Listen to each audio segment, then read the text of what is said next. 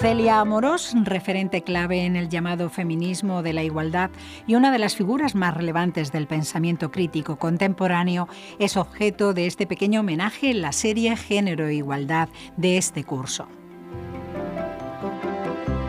Siguiendo su estela del feminismo filosófico y del tiempo de feminismo, en el programa de hoy les ofrecemos la segunda parte de la charla entre las filósofas y feministas Ángela Sierra y Teresa Oñate, que analizan el ecofeminismo desde la óptica de la filosofía posmoderna, la influencia del feminismo en todos sus movimientos y corrientes, el devenir mujer, dimensiones y signos feministas, desde las éticas del cuidado hasta la no violencia, lo sagrado, los derechos de la tierra y la defensa de la alteridad y la diferencia.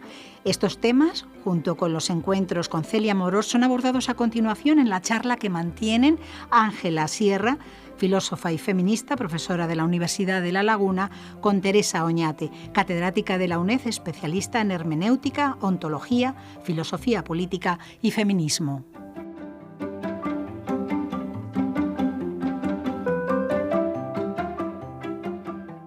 Vamos a continuar reflexionando sobre estos temas. Ciertamente antes habías hecho con preferencia algunas preguntas sobre el tema del ecologismo y el feminismo. Pero vamos a empezar por la misma pregunta que tú me hiciste a mí. ¿Cómo conociste a Celia Amorós? Pues yo era muy jovencita. Ella vino a la Complutense cuando ganó su cátedra. Y bueno, pues lo que es la situación de discriminación habitual, no le dieron un despacho. De tal manera que pasaba un poco el tiempo y la invitaban a que estuviera en el despacho de algún colega masculino, la ninguneaban, lo dejaban para más adelante, hasta que ella, ni corta ni perezosa, con un carácter que era muy definitorio, muy diferencial suyo, se sacó una mesa al despacho, puso allí, no sé cómo, un teléfono, hacía las tutorías en el despacho, y claro, eso fue un escándalo. No consiguió que le dieran el despacho inmediatamente, pero sí consiguió que todas las alumnas y los alumnos que íbamos a estar aprendiendo el feminismo ya la reconociéramos y la empezáramos a querer mucho, porque aquello fue una especie de desobediencia civil interna. Me acuerdo que estaba por aquella época Jacobo Muñoz, mucho con ella, también otros compañeros, y fue realmente un elemento subversivo que se pudiera hacer con alegría, pero una protesta. Y luego, la segunda vez, porque yo gané la cátedra en la UNED en el 2000, ella vino también luego de la Complutense a la UNED, allí fue recibida de maravilla por todos. Y coincidimos, bueno, estábamos en muchos congresos, en seminarios, en conferencias, pero coincidimos en un congreso en Granada de homenaje a Pedro Cerezo y de discusión, y estábamos en el mismo hotel, y siempre me acordaré, porque lo otro son, pues eso, la seria filósofa feminista, conferencias, pero aquella vez estábamos en la playa ya al final del día y nos pusimos a cantar, y entonces ella cantó una canción que yo nunca olvidaré, de una hija de un presidente de prisiones, un carcelero, que se veía obligada a todo eso, y entonces se dedicaba a llevarles cartas, a hacerles favores, a hacer que la vida fuera más ligera, y ella cantaba todo el tiempo en valenciano el estribillo petita bonita, y nunca me olvidaré de Celia cantando aquella cosa tan narrativa y tan conmovedora de cómo se podía intentar paliar el mal allí donde se estuviera, ¿no? Y eso sí, la verdad es que era y es una persona claro. Sí, con una gran capacidad no solo de generar corrientes de simpatía hacia ella, sí, sino que era una mujer con una actitud cercana, sí, pero nunca abdicaba de sus ideas. Siempre, en cualquier situación, por dura que fuera, sí, planteaba sus ideas con toda claridad. Yo siempre recuerdo haber hablado con ella este tema, y ella decía que si una feminista no podía ser coherente, ¿quién podía serlo? Claro, y dotaba por eso mismo, y dota a sus discursos y a su propia presencia de una enorme dignidad.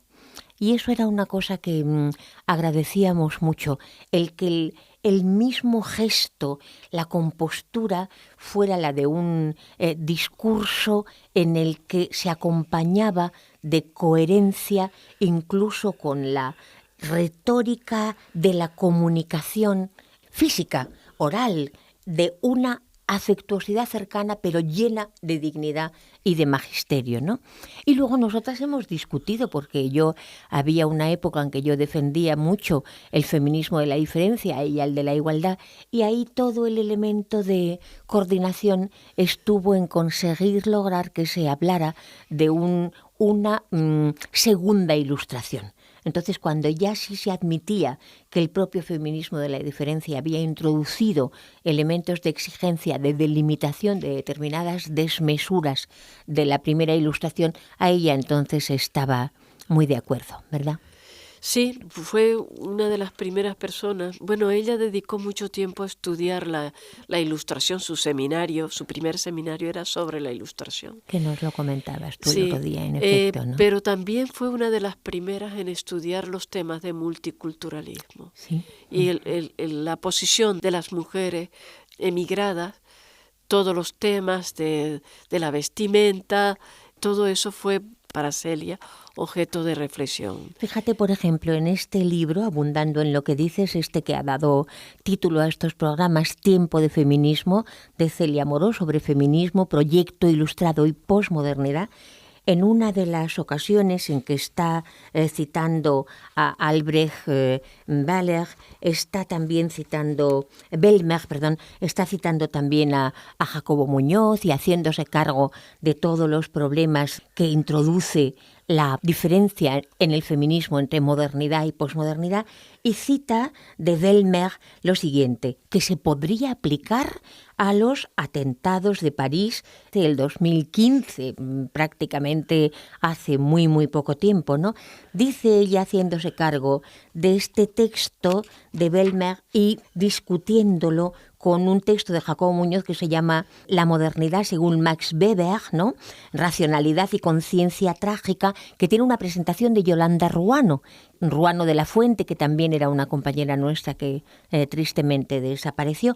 Y dice así Celia, citando a Belmer, pero si la historia debe convertirse en lo otro de la historia, para poder escapar del sistema de delirio en que la razón instrumental se ha convertido, entonces la crítica del presente histórico se convierte en una crítica del ser histórico, en una última crítica teológica de este terrenal valle de lágrimas, la crítica de esa razón que opera en términos de lógica de la identidad parece entonces venir a dar en la alternativa siguiente, o cinismo o teología.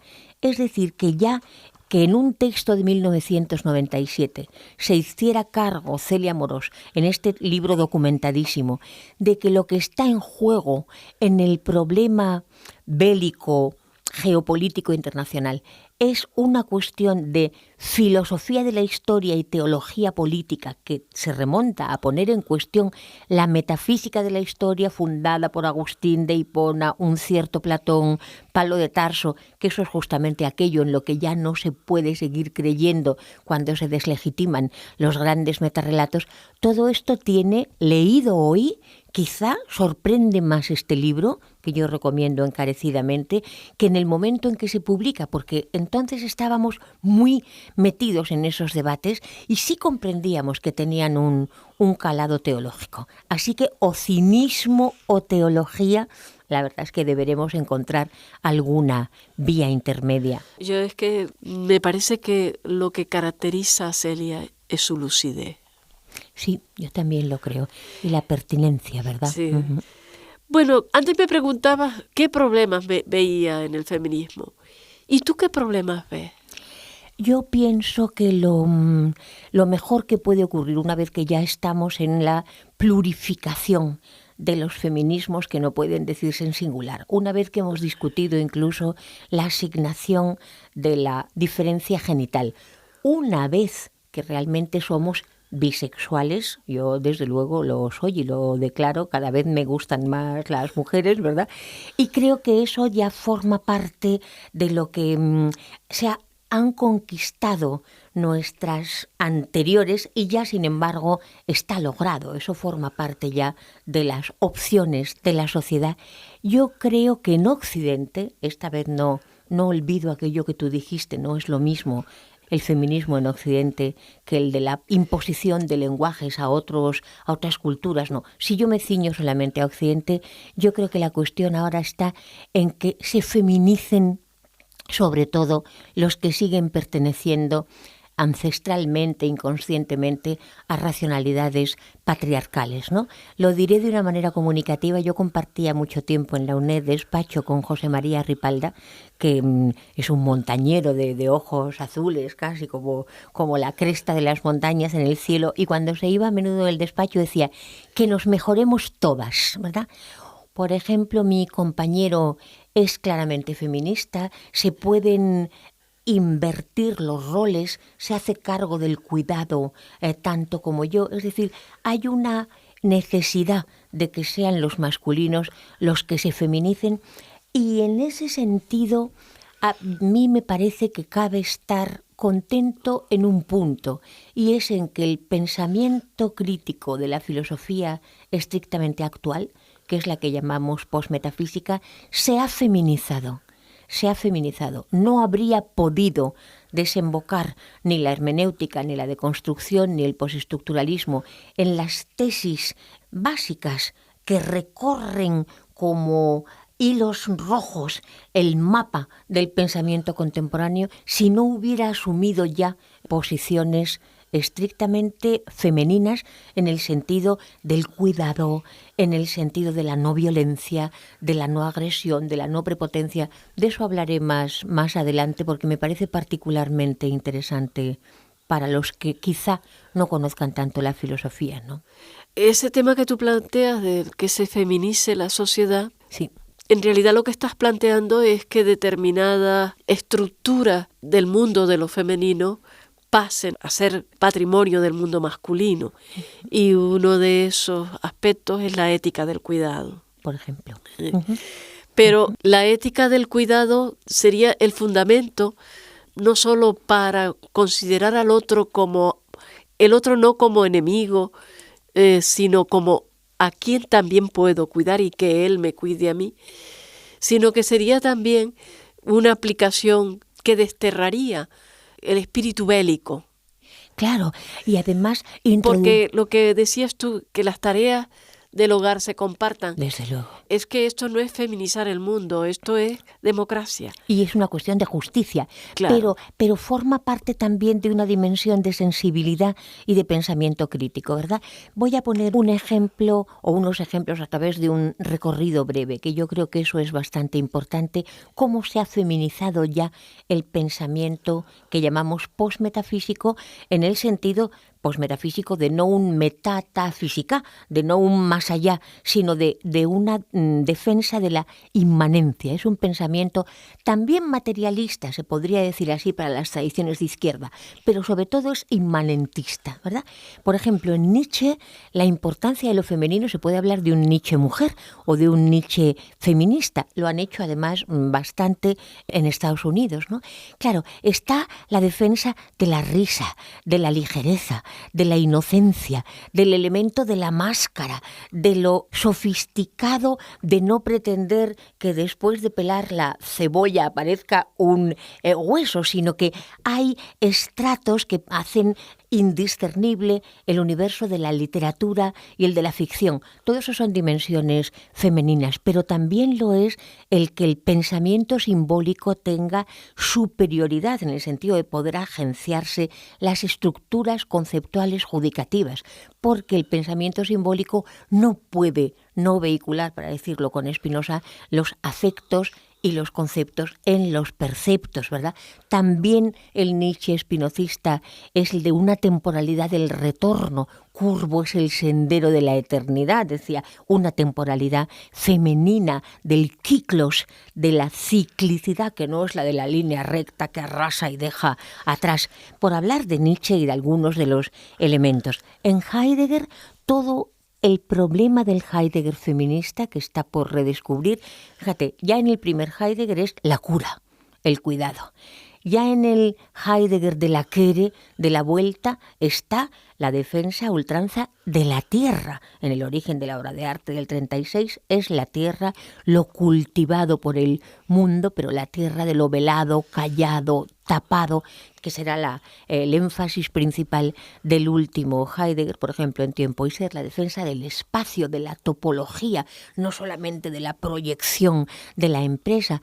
Y antes de eso, ya en los textos de Bauen, Bonen, Denken, Construir, Habitar, Pensar, un Heidegger ecologista de la cooperación, de la diferencia y de la alteridad, es decir, determinaciones que son no identitarias y que recusan la violencia de la subsunción de lo otro, ¿verdad?, en la identidad predominante. Lo que pasa es que formar parte del rescate que el pensamiento feminista académico puede hacer.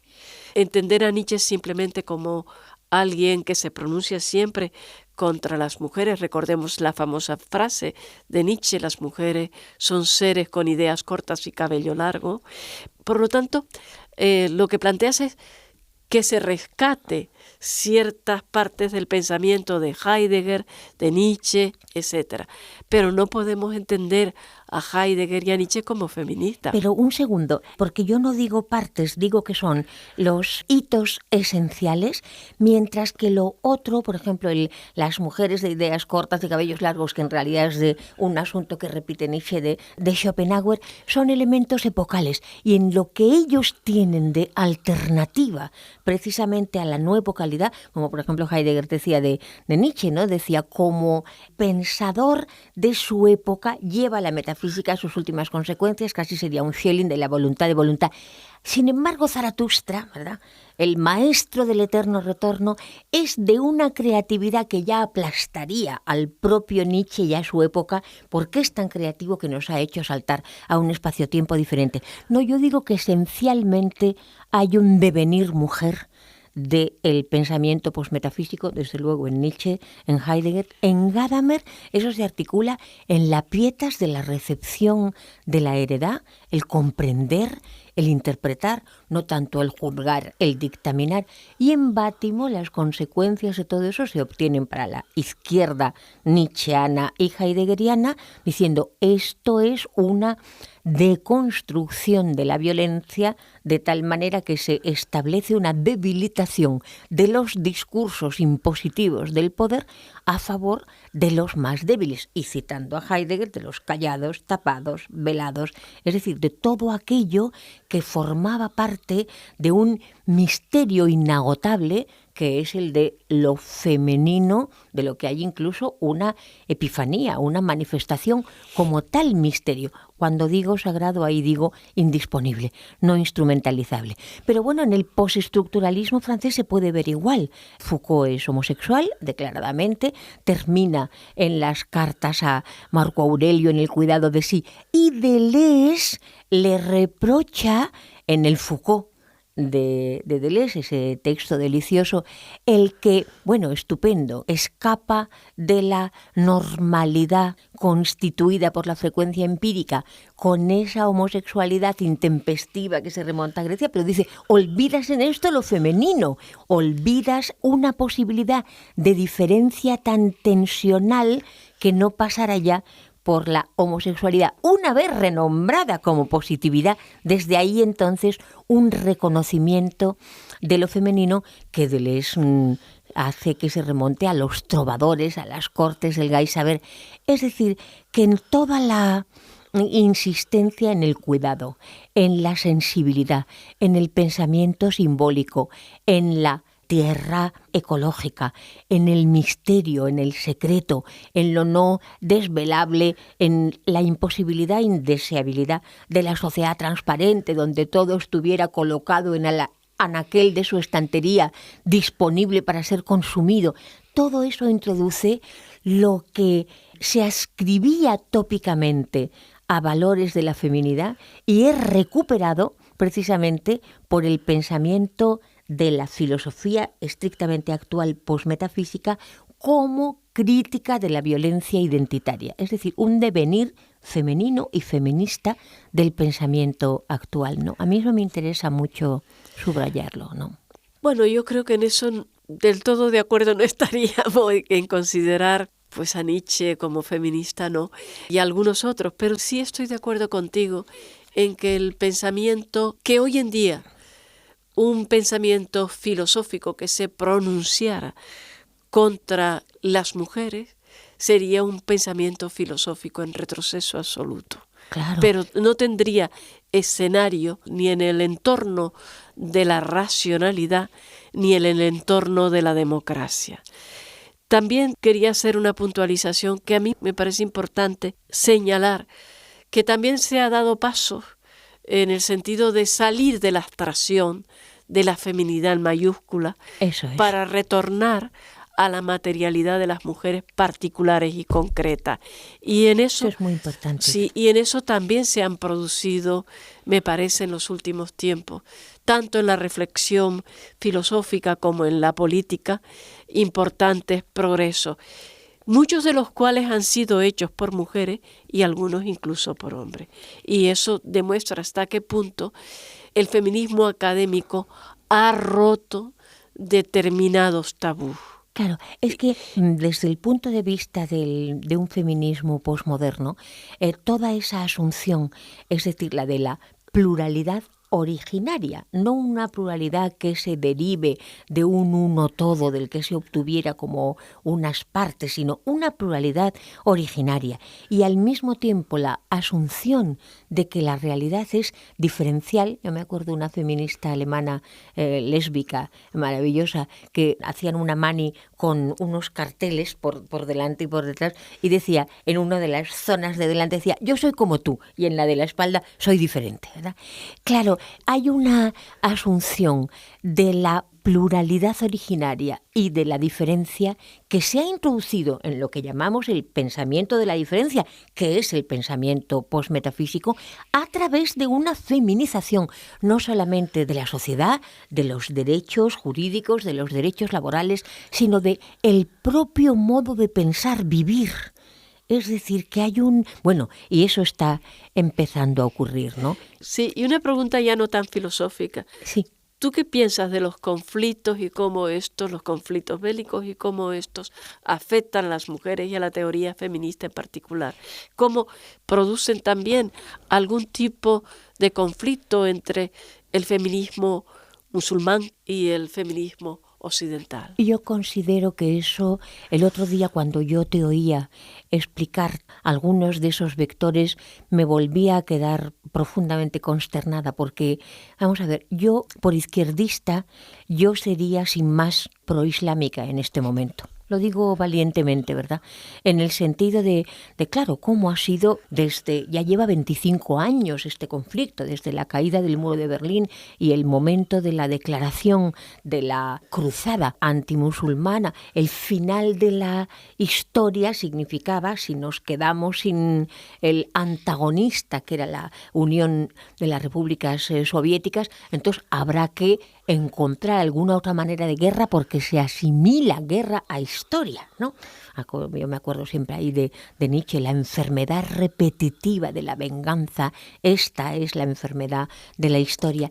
Bien, pues, por lo tanto, contra esta última ofensiva que termina destrozando Siria, que Irak, que todo el elemento de demonización de lo que es una cultura, que se acuse incluso a una cultura de ser o no creyente, todo eso sería espantoso el que uno reconociera el elemento de connivencia de la CIA, del Mossad, si no fuera porque la cuestión del sometimiento y de la misoginia de los países musulmanes, sin necesidad de estar en el Estado Islámico, sin necesidad no fuera realmente algo que horroriza a cualquier racionalidad crítica, democrática y igualitaria.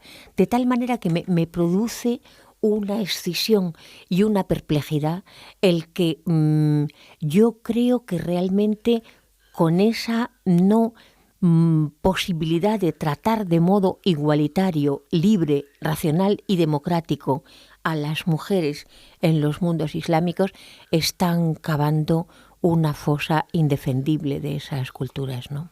No sé si te contesto, eso es complejo para mí, es muy complejo, y por eso es complejo pero explicarlo lo que quería también. señalar es que una cosa es un nivel es la religión, el islamismo como religión, y otra el tipo de interpretación que se está haciendo del islamismo, que en realidad es una guerra declarada contra las mujeres. Y que ese tipo de islamismo, por más que haya sido provocado por intervenciones occidentales, no podemos de ninguna manera justificarlo. No podemos de ninguna manera. No existe manera de entender ese tipo de comprensión y de reivindicación de la propia cultura, porque además es un discurso contra la cultura. Claro, por eso, perdóname un segundo, por eso a mí me parece que en efecto el tiempo de feminismo es ahora ecológico. No podemos tolerar que haya la explotación de la tierra, ni de las otras culturas vivas, ni de las otras culturas, ni tampoco de los animales, ¿verdad? Y desde luego es geopolítico. Si no se feminiza el discurso de comprensión geopolítica, ocurren paradojas como estas que estábamos describiendo, que llevan a escisiones de perplejidad y de dolor muy profundos, mientras que el punto de vista feminista no. Este produce eso que los griegos llamaban la eulisis, ¿verdad? El pasaje, el buen pasaje dentro de la aporía, permite recuperar el juicio de la lucidez en un conflicto, un complejo, cínico, de un capitalismo de consumo desalmado, donde uno si no perdería el punto de vista. Esta es mi impresión, ¿no? Yo solamente lo recupero en tanto que feminista. ¿Y qué texto de Celia te gusta más? ¿Y qué texto tuyo está más cerca del pensamiento de Celia? A mí de Celia me gusta muchísimo este libro que ya he recomendado, el de Tiempo de Feminismo, sobre feminismo, proyecto ilustrado y posmodernidad, porque yo creo que ella ahí se atreve a pronunciarse con completo respeto sobre puntos de vista que no eran el suyo, que era el de un feminismo de la diferencia posilustrado que no era el suyo, ¿no? Por ejemplo, en el capítulo 7, el feminismo y la posmodernidad, una liaison dangereuse, claro, una relación peligrosa. ¿Dónde ubicarnos? Exequias, amores, el sujeto del feminismo, el feminismo simbólico, la feminización como estrategia retórica de maridos y amantes ocasionales, epílogo, un diálogo imaginario, y luego añade 2 apéndices ese libro, uno, Ética y feminismo, y el otro, el segundo, Feminismo filosófico español, modulaciones hispánicas de la polémica feminista, igualdad, diferencia. A mí me parece un libro, insisto, que leído ahora todavía me interesa más que lo que me interesó en su momento cuando se publicó, ¿no?